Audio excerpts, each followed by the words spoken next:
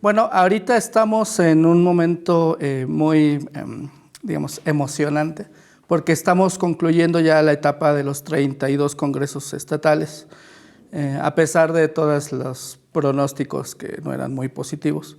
En realidad el partido político sale muy fortalecido de este proceso porque fue un proceso masivo, donde hubo una participación muy entusiasta de la ciudadanía en general, no solo de la militancia de Morena. Estamos hablando de la participación de alrededor de 3 millones de ciudadanos que en una primera etapa cumplieron con el tema de los congresos distritales, que fueron 300 a lo largo y ancho de todo el país, y que culminó, o que en este momento se encuentra en el tema de haber ya podido concluir de manera muy exitosa con los 32 congresos estatales.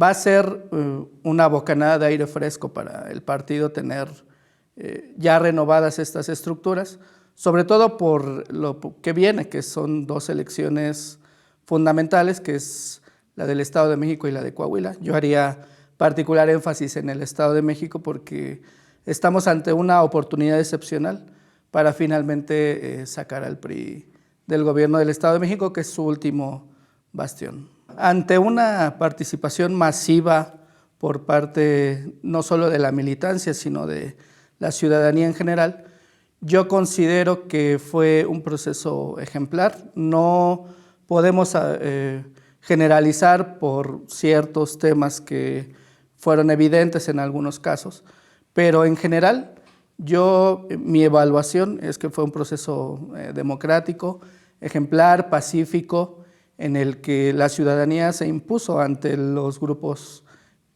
corporativos que quisieron asaltar el partido. Ese es mi análisis desde la Comisión de Honestidad y Justicia. Poniéndolo en números, si partimos de una participación de aproximadamente 3 millones de ciudadanos, el número de impugnaciones que llevó el proceso fue muy menor, ni siquiera el 1%, ¿no? Entonces, bueno, poniéndolo en esos números me parece que fue un ejercicio, insisto, ejemplar, pacífico, en donde la ciudadanía se volcó a las urnas a elegir a sus dirigencias partidistas, y me parece que es, insisto, una bocanada de aire fresco para el partido esta renovación. Ahora, yo tuve la oportunidad de participar como presidente en 2 congresos estatales, en el de Zacatecas y el de Puebla, y en ambos fue un ejercicio de la mayor civilidad y altura política, ¿no?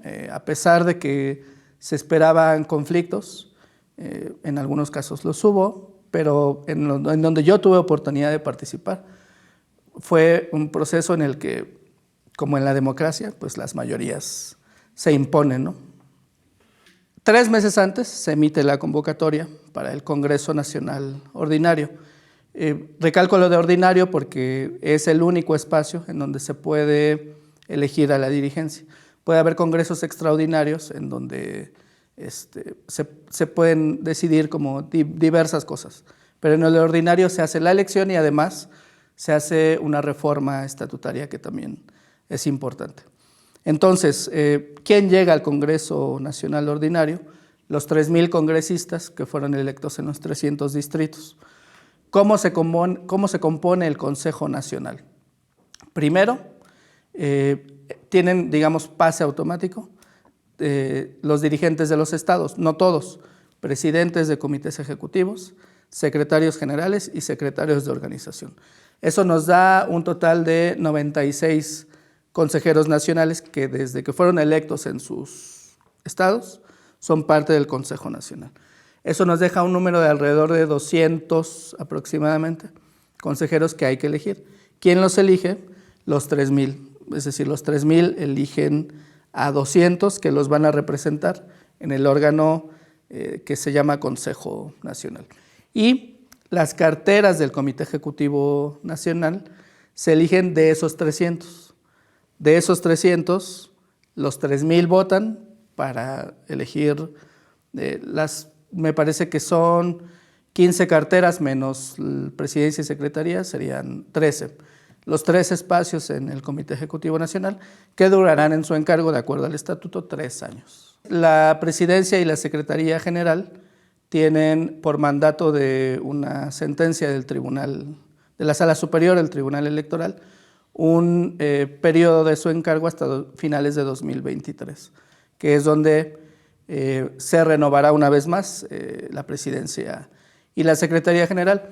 Te hablaba hace rato de la importancia de la reforma al estatuto, porque se están planteando cambios muy importantes que incluso creo que cambian un poco el perfil del proceso de renovación del partido.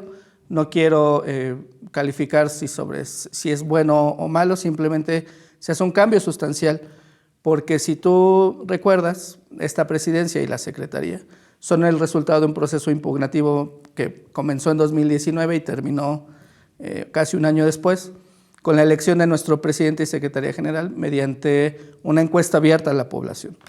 La reforma estatutaria que se está planteando ahora, entre otras cosas, contempla regular ese mecanismo al que fuimos obligados ahora para hacerlo de manera estatutaria. Entonces, yo considero que es muy importante que toda la militancia sepa comprender el cambio que esto significa, independientemente de valoraciones maniqueas o políticas. Creo que es importante ser consciente de qué se va a ir a votar en el Congreso Nacional en la reforma estatutaria. Como reforma estatutaria, yo creo que el mayor cambio es el que te digo, desde mi punto de vista. Hay otros cambios, por ejemplo, a lo largo del texto de los documentos básicos, que no solo es el estatuto, sino el programa de lucha y de acción política, se habla, dado que fueron hechos en 2012, pues están planteados en términos de contra el gobierno, contra el gobierno en turno, básicamente. Eso se está modificando porque ahora somos parte del poder que está en el gobierno, entonces hay que hacer modificaciones conceptuales que son importantes, ¿no? Además de eso, hay cambios importantes, por ejemplo, para el tema de la capacitación política. Se está planteando centralizar la función de formación y capacitación política en la figura del Instituto de Formación Política de Morena y eliminar estas carteras en los comités estatales y en el Comité Nacional. Eso permitirá pues una centralización de la función de capacitación, que además, digamos, si funciona como se espera, pues le dará un poder importante a quien dirija el instituto para que sea un filtro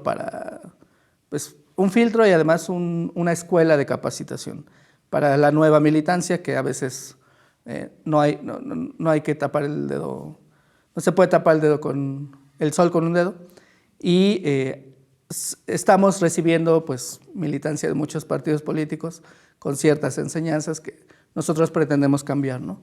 A través de la capacitación política. Esa es una reforma importante. Y yo creo que finalmente yo creo que lo importante es que la militancia revise la propuesta de reforma que se está tramitando desde el Instituto de Formación Política. Ha habido foros, todavía nos quedan un par de semanas, bueno, ya una semana para el Congreso Nacional Ordinario, y lo más importante es que no lleguemos a validar algo con lo que no estamos de acuerdo. Yo creo que es importante ser autocríticos, ver lo bueno y lo malo de la reforma, hacer propuestas, hacer modificaciones y salir completamente fortalecidos como partido y como movimiento. Yo creo que es fundamental que haya discusión sobre la reforma, porque eso le va a dar legitimidad a todo el proceso que viene. Yo creo que lo fundamental es que la dirigencia retome la idea del trabajo territorial. Después de 2018 hasta esta fecha, después de que se ganó la presidencia, ocurrió un fenómeno como de vaciamiento de la estructura del partido, porque todos nuestros cuadros, mejor preparados, se fueron del partido a gobierno. Y entonces dejó una estructura un poco mermada en relación a las dirigencias políticas. Y bueno, como consecuencia de eso, pues también hubo cierto abandono del trabajo territorial, cierto abandono en general de las funciones del partido y su relación con los movimientos sociales y con la gente en la calle. Yo creo que a partir del Congreso Nacional, en donde yo quisiera que hubiese una clara línea de acción política con respecto a trabajo territorial, pues ya tendremos estructuras en los estados, en los municipios, en las alcaldías y a nivel nacional que se encarguen de realizar este trabajo político a nivel territorial, que es fundamental. Nosotros como Morena venimos de ahí, ¿no? Venimos del contacto con la gente, se nos atravesaron 2 años de pandemia que nos impidieron estar frente a la gente en el casa por casa. Yo creo que una vez superada esta etapa complicada de la salud a nivel mundial, estamos en un momento histórico excepcional para retomar eso, que además el presidente Mario Delgado lo ha resumido ya en varias conferencias de prensa, que no le falte pueblo organizado al presidente en turno y al que venga. Es decir, que no nos agarren en curva, que no nos pasen los fenómenos que han ocurrido en Brasil, en Ecuador, en Bolivia, en donde después de la primera oleada de gobiernos progresistas, la sociedad no fue capaz de organizarse para defender los logros de esas transformaciones. Me parece que el primer sexenio de muchos de la 4T se puede definir en la defensa que nosotros hagamos de esos logros, pero a nivel territorial y a nivel mediático también, ¿no? Ese es un punto importante. Algo que está planteando la reforma estatutaria, que también considero importante porque aglutina la fuerza política de Morena, es que presidente o presidenta de la República, jefe o jefa de gobierno, gobernadores o gobernadoras, que provengan de nuestro movimiento y que hayan llegado a su cargo público por una candidatura de Morena, sean parte del Consejo Nacional. Es decir, fortalecer con figuras emblemáticas de calidad moral al Consejo Nacional. Entonces, nosotros prendemos una vela todos los días para que el presidente recapacite y pueda continuar aportándonos todo lo que ha aportado hasta ahora, que es su liderazgo ético, político y moral para construir una mejor sociedad. Entonces, nosotros esperamos que quiera seguir participando como militante de Morena, como integrante del Consejo Nacional, porque su liderazgo es importante.